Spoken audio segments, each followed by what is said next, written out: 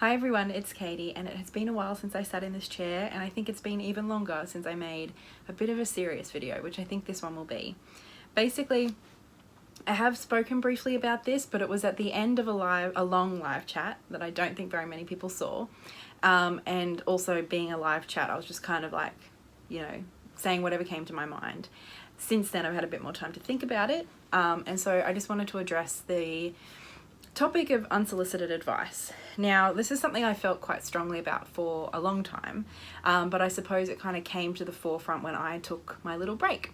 I made that video. It was a bit of a goodbye video saying, hey, I know I have mental health stuff, so I don't want people to worry about me, but I'm taking a bit of a break. I'm going to take a bit of a step back from YouTube for a little while.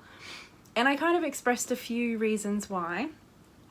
And I obviously spoke about the reasons that were more relevant to this community. But I said again and again that there were other things going on as well, and it was a mix of lots of different things. I also said in that video that what I was doing in order to take care of myself, the decisions I'd made, the solutions I'd come to for myself, and I also said at the end of that video that whilst I was happy to receive messages and comments of support, I wasn't looking for anything more than that. So I was very surprised the next day to wake up with a full inbox, both in my email and on Facebook and on Instagram. And I had so many emails and messages, many of which were very, very long and detailed, and they were just full of assumptions and advice. And so I just wanted to talk about that a little bit because I personally feel like unsolicited advice is a big problem in our society at large, but I also think in our community and just online perhaps as well.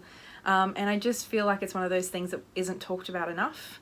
And I think too that because the advice seems to be coming from a good place of people wanting to help, it's a bit of a sticky subject. People don't want to offend people, like they don't want to make somebody feel bad for just wanting to help. And that's not what I'm here to do. So if you sent me an email with, a big long email about all the advice or telling me about what, your story and then what you think I should do because this helped you, I just want to make it really clear that this video is not personal. I don't think you're a bad person. I don't think what you did was evil. What this video is me kind of setting those boundaries for myself going forward really clearly. But also it's hopefully to give you some food for thought so that perhaps you can make a different decision next time. So basically, I suppose I will start with something that probably doesn't sound very nice. But to me, what unsolicited advice really is I think it's really selfish. Now, I don't mean that in like a bratty child won't share their toys sort of a selfish way. I just mean that I think it comes from a really self-centered sort of a place of more thinking about ourselves than thinking about the person we're trying to help. So what is advice? It's, providing someone with some kind of solution that we think will help them. It's an attempt to help.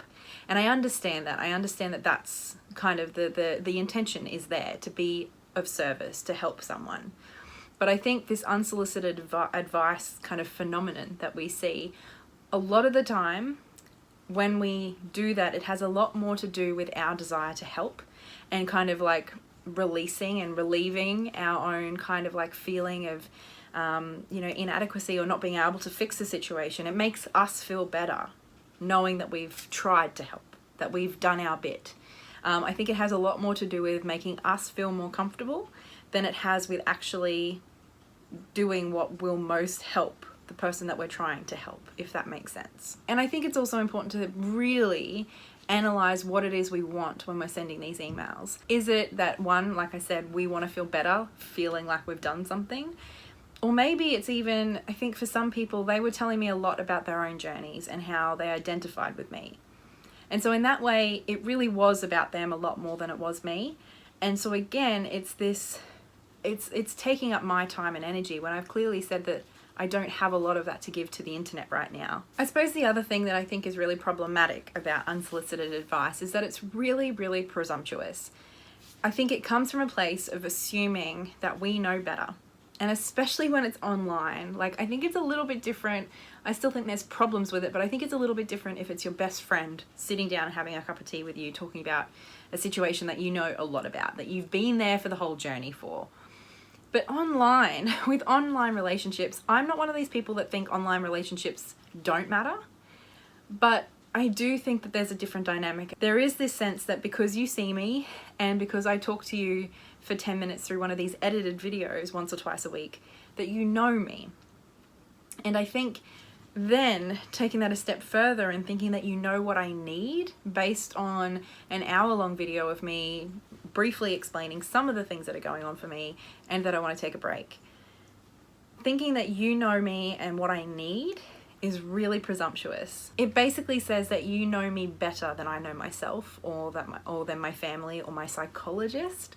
These people who I've mentioned plenty of times, I have really strong support systems, and not once in that video did I mention that I needed more help, that's what I was looking for in that video. That video was a really, really proactive step for me of saying, hey, I'm not handling this, I need to make a difference. So I presented in small summary my problem, but I also presented my solution. I had come to that on my own with the support of my partner and things like that. I had come to the solution on my own. And yet, so many people decided that they had a better solution or another solution. And I think that's really problematic. Not only because, again, it's presumptuous, it's you assuming that you know me and my needs better than I do, but it's also, in a lot of ways, really belittling.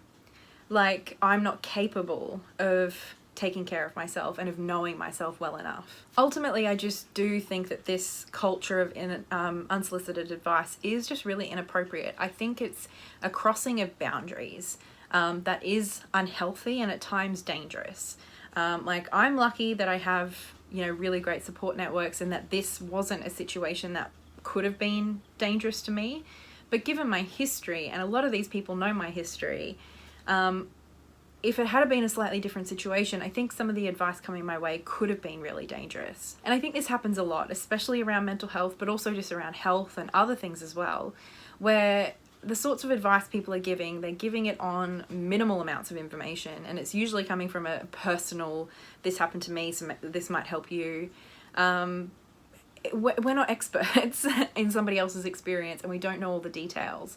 So kind of putting that onto somebody else, if they're in a vulnerable place, if we don't know all the details, we could be giving them really unhelpful, dangerous advice. So not just unhelpful, neutral advice, but actually problematic advice. And I think it's important to remember that just because you were trying to be helpful doesn't mean that you actually were.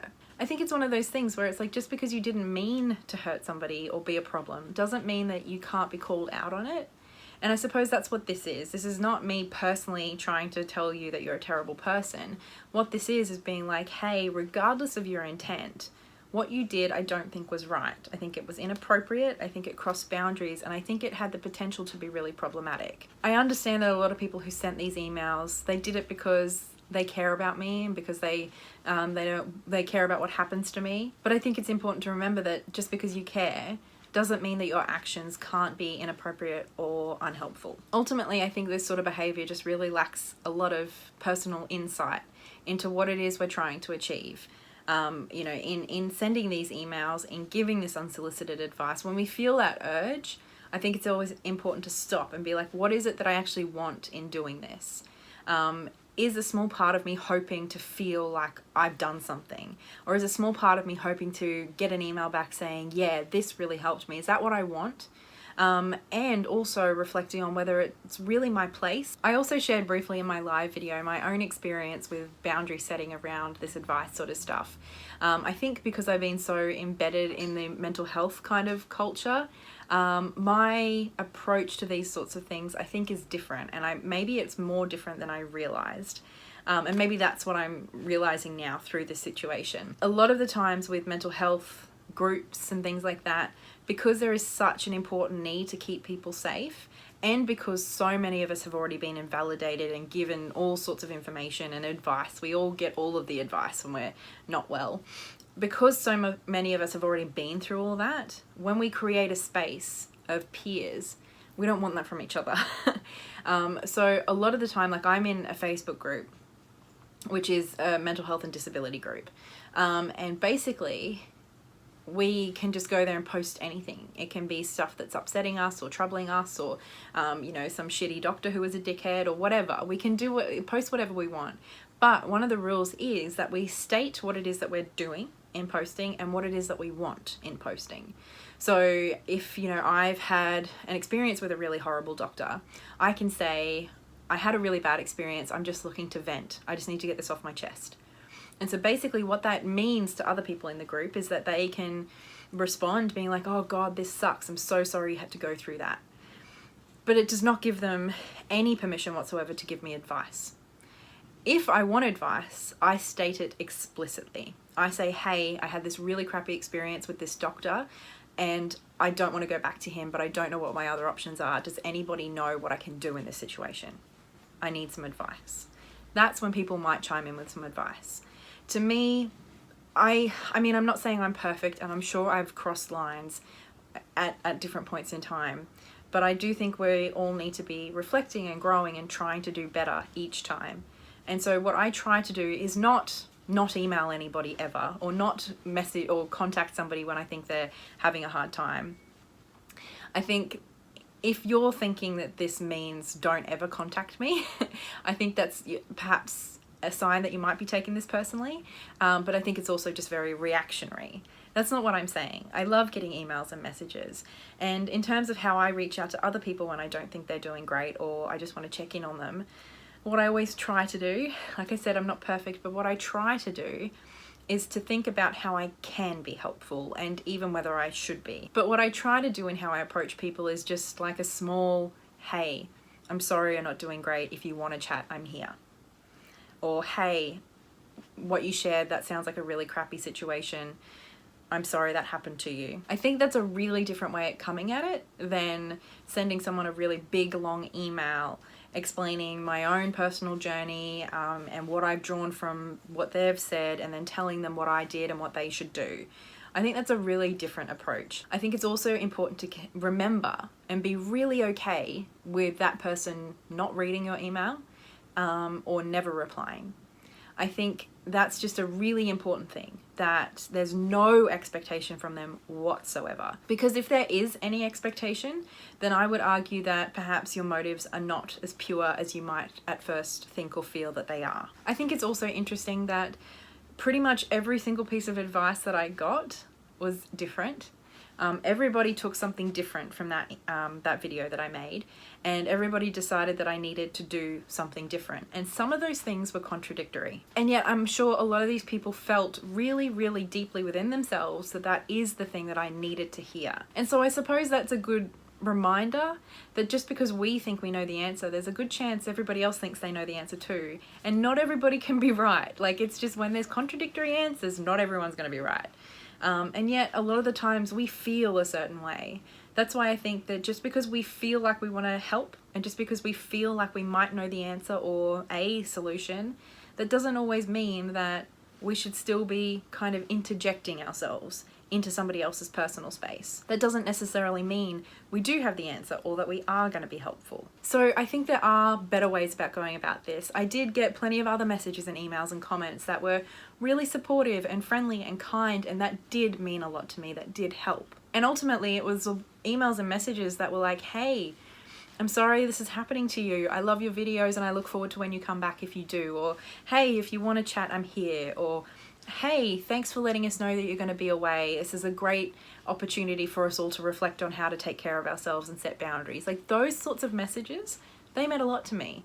And it was just, I suppose you could call it ironic, that it was the messages that didn't try to help me that helped the most. And it was the messages that did try to help me or fix the situation that were the most unhelpful. So it's not that you should never reach out to somebody ever. That's a really quite a sad reality. And I'm not even saying that I don't want people to reach out to me. That is not what I'm saying at all.